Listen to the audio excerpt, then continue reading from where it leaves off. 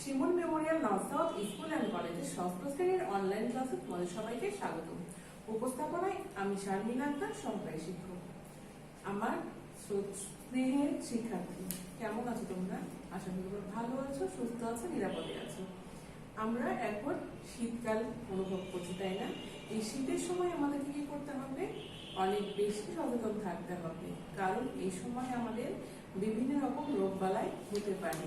আর তার উপরে তো আছে আমাদের করোনা ভাইরাসের একটা আতঙ্ক, তাই না? এই আতঙ্কিত না হয়ে যদি সচেতন থাকি এবং স্বাস্থ্যবিধি মেনে চলাফেরা করি, তাহলে আমরা কি করতে পারবো? এই বিপদ থেকে, এই মহামারী থেকে নিজেকে এবং আমার পরিবারকে রক্ষা করতে পারবো। সেই জন্য সবাই সচেতন থাকবো। শীত যেন আমাদের না লাগে, সেই জন্য যত রকম ব্যবস্থা নেওয়া দরকার আমাদের কি করতে হবে? সেই ব্যবস্থাগুলো নিতে হবে। আর সবসময় পরিষ্কার পরিচ্ছন্ন থাকার জন্য আমরা কি করব? বারবার হাত পরিষ্কার করব, স্যানিটাইজার ব্যবহার করব, আর কি করব? বাইরে বের হলে অবশ্যই স্বাস্থ্যবিধি মেনে চলাফেরা করব। শিক্ষার্থী বন্ধুরা, আজকে তোমাদের হয়ে যাওয়া অধ্যায় অর্থাৎ রিভিশন ক্লাস হচ্ছে, তাই না? কারণ মানসিক কর্তৃক তোমাদেরকে একটা নির্দিষ্ট সিলেবাস দিয়েছে, যার উপরে তোমাদের অ্যাসাইনমেন্ট হবে। সেই ভিত্তিতে আমরা কি করছি? আবারও পুনরায় ক্লাসগুলো তোমাদের সাথে আলোচনা করছি। সেই আলোচনার প্রেক্ষিতে আজকে আমরা আলোচনা করব মুজিব কবিতাটি নিয়ে। তাহলে আজকের পাঠ মুজিব কবিতাটি লিখেছে রোকনুজ্জামান খান। তাহলে আজকে আমাদের পাঠ্য বিষয় কি বলতো? মুজিব কবিতাটি। আর মুজিব কবিতাটি লিখেছে রোকনুজ্জামান খান, যার জন্ম হচ্ছে 1925 সালে এবং মৃত্যু 1999 সালে। তোমরা ছবিতে যাকে দেখতে পাচ্ছ, ইনি বলতো কে? ইনি হচ্ছে বঙ্গবন্ধু শেখ মুজিবুর রহমান, যাকে নিয়ে লেখা হয়েছে আজকের এই কবিতা মুজিব। এবার আসি শিখন ফল। আজকে আমরা মুজিব কবিতা পড়ার পরে কি শিখবো? অর্থাৎ আজকের পাঠ শেষে শিক্ষার্থীরা যা শিখবে তা হলো, দেখো, বাংলাদেশের সবুজ শ্যামল বনভূমি সম্পর্কে বলতে পারবে। বাংলাদেশের বনভূমিতে যে সবুজ শ্যামল ছায়া ঘেরা নিবিড়, সেই সম্পর্কে তোমরা করতে পারবে, বলতে পারবে। জাতির পিতা বঙ্গবন্ধু শেখ মুজিবুর রহমানের অবদান এই বাংলাদেশের জন্য, এই স্বাধীন দেশের জন্য, কিভাবে স্বাধীন হলো দেশটা, এই স্বাধীন কি এমনি হয়েছিল তা না, তার কিছু অবদান রয়েছে। তার অবদানের কারণে কিন্তু আমরা স্বাধীন নাগরিক হিসেবে বাংলাদেশে বসবাস করছি। সেই অবদান সম্পর্কে তোমরা বলতে পারবে। আর কি পারবে? দেশপ্রেমের চেতনায় অনুপ্রাণিত হবে। কিভাবে দেশপ্রেমের চেতনায় আমরা অনুপ্রাণিত হবো সেই সম্পর্কেও আমরা কিন্তু বলতে পারবো। এবার আসে আলোচ্য বিষয়। তোমাদের যা যা আজকে আলোচনা করা হবে সেই বিষয়গুলো তোমরা অবশ্যই খাতায় খুব সুন্দর করে লিপিবদ্ধ করবে। তাহলে আজকের আলোচ্য বিষয় আমরা দেখে নিই। পাঠের উদ্দেশ্য, কবি পরিচিতি, পাঠ পরিচিতি, বানান শুদ্ধকরণ, শব্দার্থ আর মূল্যায়ন, এই বিষয়গুলো আমরা আজকে তোমাদের সাথে আলোচনা করব। তাহলে শিক্ষার্থী, তোমরা কি করবে? অবশ্যই আলোচ্য বিষয়গুলো খাতায় খুব সুন্দর করে লিপিবদ্ধ করে রাখবে। এবারে উদ্দেশ্য কি উদ্দেশ্যে আমরা আজকের পাঠ মুজিব কবিতাটা পড়ব? জাতির পিতা বঙ্গবন্ধু শেখ মুজিবুর রহমানকে ভালোবাসার মাধ্যমে শিক্ষার্থীদের মধ্যে দেশপ্রেম এবং মানুষের প্রতি মমত্ববোধ জাগিয়ে তোলা, সেই বিষয়ে আমরা কিন্তু এই পাঠের মধ্যে দেখতে পাচ্ছি। অর্থাৎ এই কবিতা পড়ার পরে আমরা বঙ্গবন্ধু শেখ মুজিবুর রহমানকে কেন ভালোবাসবো এবং কেন আমরা দেশকে ভালোবাসবো, মানুষের প্রতি গভীর মমত্ববোধ জাগ্রত হবে, এই সমস্ত উদ্দেশ্যে কিন্তু আমরা আজকের কবিতাটা পড়ব। তাহলে উদ্দেশ্য দেখতে পাচ্ছি, জাতির পিতা বঙ্গবন্ধু শেখ মুজিবুর রহমানকে ভালোবাসার মাধ্যমে শিক্ষার্থীদের মধ্যে দেশপ্রেম এবং মানুষের প্রতি মমত্ববোধ জাগিয়ে তোলা। তাহলে আমরা উদ্দেশ্যটা অবশ্যই জেনে নিলাম। আর উদ্দেশ্য ছাড়া তো কোনো কাজ হয় না, এই জন্য আমরা কি উদ্দেশ্যে পাঠ করছি সেটা আমাদের জেনে রাখা প্রয়োজন। এবার আসি কবি পরিচিতি। আমাদের আজকে পাঠ্য কবিতার নাম হচ্ছে মুজিব কবিতাটা লিখেছে রোকনুজ্জামান খান। ছবিতে যাকে তোমরা দেখতে পাচ্ছ তিনি হচ্ছেন রোকনুজ্জামান খান। এটা হচ্ছে তার দুইটা ছবি দেখতে পাচ্ছি আমরা, এটা বৃদ্ধ বয়সে তার একটা ছবি। তাহলে আমরা রোকনুজ্জামান খান সম্পর্কে বিস্তারিত জেনে নিই। রোকনুজ্জামান খান 1925 সালে 5 এপ্রিল ফরিদপুর জেলার পাংশা উপজেলায় জন্মগ্রহণ করেছে। তাহলে কত তারিখে জন্মগ্রহণ করেছে? 1925 সালের 5 এপ্রিল। কোথায়? ফরিদপুর জেলায় পাংশা উপজেলায় জন্মগ্রহণ করেছে। তিনি দাদাভাই নামে সর্বাধিক পরিচিত, অর্থাৎ দাদাভাই হিসেবে তিনি কি করতেন? পরিচিত। তার স্ত্রীর নাম ছিলেন নূরজাহান বেগম। পেশায় ছিলেন তিনি একজন সাংবাদিক। 1949 সালে তিনি মোহাম্মদ নাসির উদ্দিন সম্পাদিত শিশু সংবাদ পত্রিকার সাথে জড়িত ছিলেন। এছাড়াও তিনি 1955 সালে দৈনিক ইত্তেফাক পত্রিকায় যোগদান করেন। তার সম্পাদিত প্রথম গ্রন্থ আমার প্রথম লেখা, তারপরে হচ্ছে ঝিকি মিকি। এই হচ্ছে তার প্রথম, মানে তিনি সম্পাদনা করেছেন, তার মধ্যে হচ্ছে প্রথম যেটা, সেটা হচ্ছে আমার প্রথম লেখা আর ঝিকি মিকি। এগুলো হচ্ছে রোকনুজ্জামান খানের লেখা গ্রন্থ। এবার আসি ছড়া। তোমাদের জন্য, ছোটদের জন্য তিনি অনেক ছড়া লিখেন। তার মধ্যে উল্লেখযোগ্য হচ্ছে হাট্টি মাটিম আর হচ্ছে খোকন খোকন ডাক পারি। অনুবাদ গ্রন্থ, সেই অনুবাদ গ্রন্থ করেছেন যেটার নাম হচ্ছে আজব হলে গুজব নয়। তিনি কচি ও কাঁচা নামে একটি মাসিক পত্রিকা সম্পাদনা করেন এবং তিনি দেখো অনেকগুলো পুরস্কার পেয়েছে। বাংলা একাডেমি পুরস্কার, শিশু একাডেমি পুরস্কার, 21 পদক, জসীমউদ্দিন স্বর্ণ পদক, স্বাধীনতা পুরস্কার। যে স্বাধীনতা পুরস্কারটা তিনি পেয়েছিলেন সেটা হচ্ছে মরণোত্তর, অর্থাৎ তার মৃত্যুর পরে তাকে প্রদান করা হয়েছিল। এবং রোটারি ফাউন্ডেশনের ট্রাস্টি পল হ্যারি ফেলো, সেখান থেকেও তিনি সম্মাননায় ভূষিত হয়েছিলেন। এই গুণী কবি 1999 সালের 3রা ডিসেম্বর মৃত্যুবরণ করেন। তাহলে আমরা দেখতে পাচ্ছি জন্ম 1925 সালে 5 এপ্রিল, মৃত্যু 1999 সালে 3রা ডিসেম্বর। তাহলে আমরা কবির জন্ম এবং মৃত্যুটা খুব ভালো করে মনে রাখার চেষ্টা করব। এবার আসি আমাদের আজকের পাঠ্য কবিতার নাম কি? মুজিব। মুজিব কবিতাটা একবার পড়ে নিই। সবুজ শ্যামল বনভূমি, মাঠ নদী বালুচর, সবখানে আছে বঙ্গবন্ধু শেখ মুজিবের ঘর। সবুজ শ্যামল বনভূমি, মাঠ নদী তীর বালুচর, অর্থাৎ সবুজ শ্যামল এই যে বনভূমি, আমরা এখানে বাস করছি এইরকম। আবার কি বলছে? মাঠ নদী তীর বালুচর, সবখানে আছে বঙ্গবন্ধু শেখ মুজিবের ঘর। অর্থাৎ এই চারিদিকে দেখতে পাচ্ছ না, সবুজ শ্যামল বনভূমি, বালুচর আর নদী তীর বালুচর, এই সমস্ত কিছুতে কিন্তু শেখ মুজিবের ঘর রয়েছে। অর্থাৎ তার অবস্থানকে আমরা কি করতে পারি? উপলব্ধি করতে পারি। স্বাধীন দেশের স্থপতি যাকে বলা হচ্ছে বঙ্গবন্ধু শেখ মুজিবুর রহমান, তিনি সবখানে কি করছেন? বিরাজ করছেন, তার সবখানে ঘর রয়েছে। এবার আসি 4th লাইনে, দেখো সোনার দেশের মাঠে মাঠে ফল সোনা ধান, ফলে সোনা ধান রাশি রাশি, ফসলের হাসি দেখে মনে হয় শেখ মুজিবুরের হাসি। এই যে সোনা ধান, বাংলাদেশে কিন্তু বিভিন্ন অঞ্চলে ধান চাষ হয়, আর যে ধানটা দেখতে যখন পেকে যায় তখন মনে হয় সোনা। সোনা যেমন চকচক করে, ঠিক সেই রকম এই ধানের শীষগুলো যেন চকচক করছে। তাই বলা হচ্ছে সোনার দেশে মাঠে মাঠে ফলে সোনা ধান রাশি রাশি। রাশি রাশি মানে কি? অনেক অনেক অনেক ধান হয়।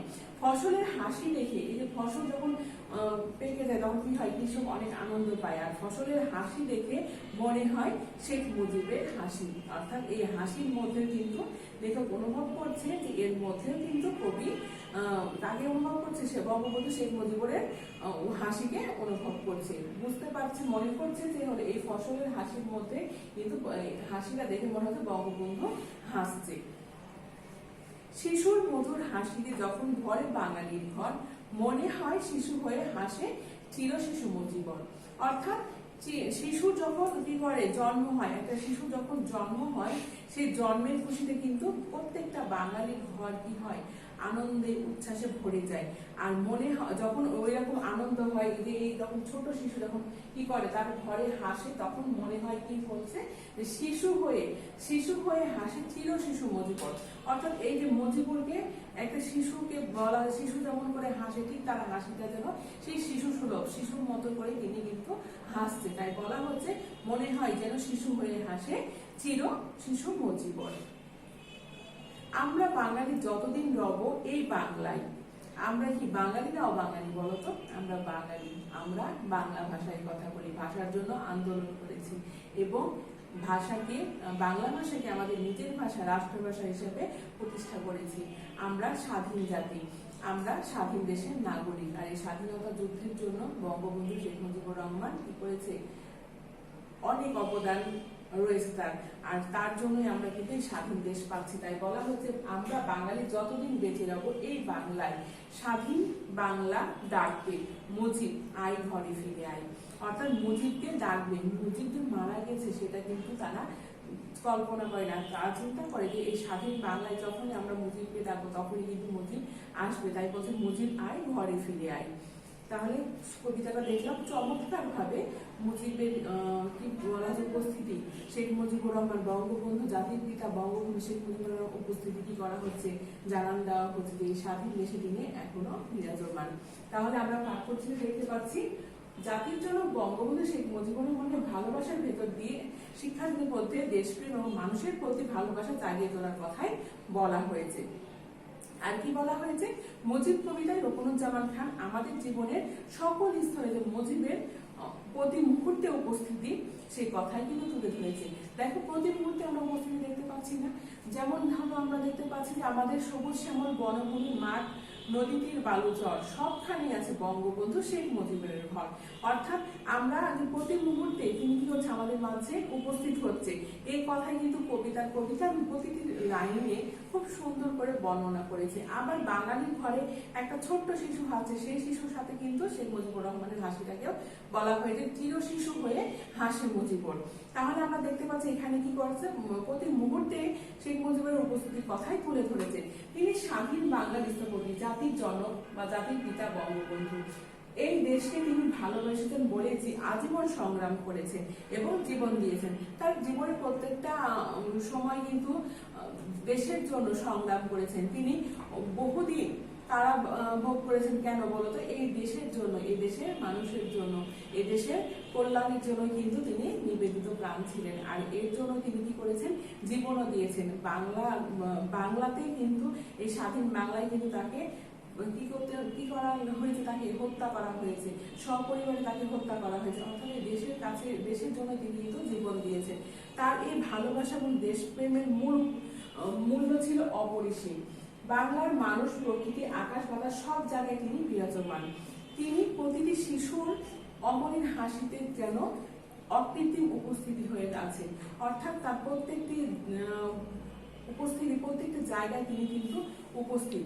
এই জন্য যতদিন আমরা বেঁচে থাকবো, যতদিন বাঙালি বেঁচে থাকবে, ততদিন কিন্তু বঙ্গবন্ধুকে পাওয়ার জন্য আকুল হবে। কেন আকুল হবে, সবাই চিন্তা সবাই জানে হয়তো শেখ মুজিবুর রহমান মৃত্যুবরণ করেছে, কিন্তু আমরা প্রত্যেকটা পদক্ষেপে, প্রত্যেকটা মুহূর্তে তার উপস্থিতি লক্ষ্য করি বা তার উপস্থিতি অনুভব করি। তাই বলা হচ্ছে যে যতদিন বেঁচে হবে এই বাংলা, বঙ্গবন্ধুকে পাওয়ার জন্য আকুল হয়ে উঠবে তারা বাঙালিরা। এবার আমরা আসি শব্দার্থে। আমাদের পাঠ্য বইয়ে কিছু শব্দের অর্থ দেওয়া আছে, যে অর্থগুলো আমাদের কি করতে হবে, জেনে রাখতে হবে, তাই না? তাহলে আমরা শব্দের অর্থগুলো জেনে নিই এক নজরে। দেখো, বনভূমি, এই যে এটাকে বলা হচ্ছে বনভূমি, যার অর্থ হচ্ছে গাছপালায় ঘেরা জঙ্গল বা এলাকা। বালুচর, দেখেছো বালুচর, এইরকম বালু নদীর মাঝখান দিয়ে কি হয়, চর পড়ে যায় না, সেটাকে বলা হচ্ছে বালুচর। বালুর পলি জমে উৎপন্ন যে চর। সোনা ধান, সোনালী রঙের পাকা ধান, এই যেটাকে বলা হচ্ছে সোনালী রঙের পাকা ধান।